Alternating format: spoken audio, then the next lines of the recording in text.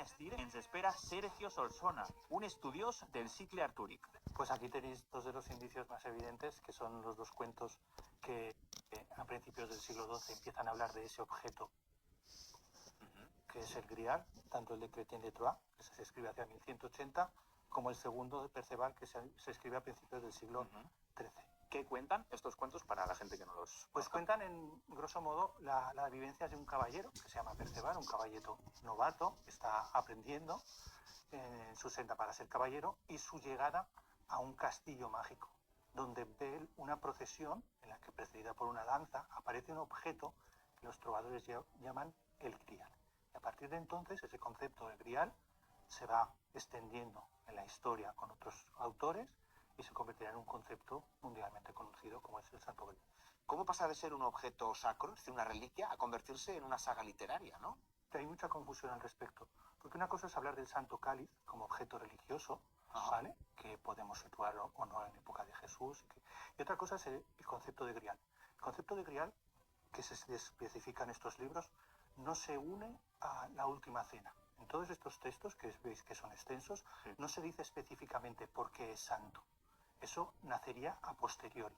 En un principio aparece como un objeto maravilloso en un castillo mágico que lo ve un caballero.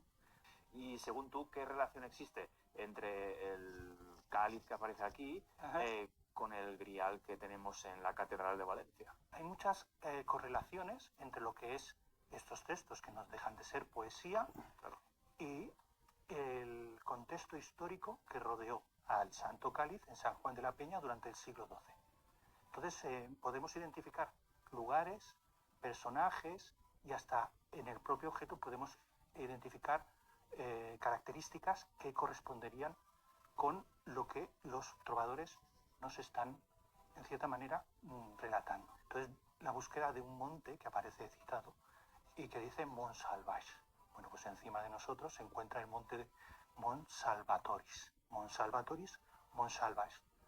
Afortunadamente, los nazis se equivocaron y lo identificaron con Montserrat. Pero ellos sabían que el primer paso para dar con el Grial era encontrar ese monte, y a partir de ahí personajes y objetos, porque ellos estaban convencidos de que existía un objeto de verdad existe, que coincidieran con la ópera de Parsifal. Buscar en qué se basa, en ¿no? qué, eso es, en la como realidad. en las películas. Aquí hay unas claves.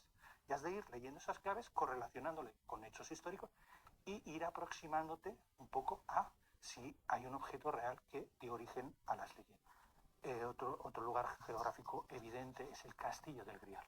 El Castillo del Grial nos explican que aparece de repente.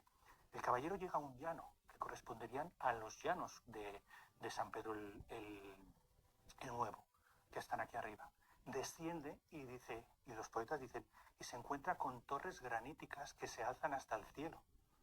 Y evidentemente, cuando tú desciendes, te encuentras la imponencia de San Juan de la Peña y esas torres graníticas que se alzan hacia el cielo. ¿Dónde podríamos seguir? ¿Hay algún documento al que pudiéramos acceder? Sí, hay un documento, y yo creo que lo encontraréis, un documento escrito en clave en el que aparece ese Calix Lapis Exilis. Si seguís buscando, yo creo que lo encontraréis. Encara que cap document prova els moviments del Grial, les parets, que es diu que senten, en esta història sembla que també parlen.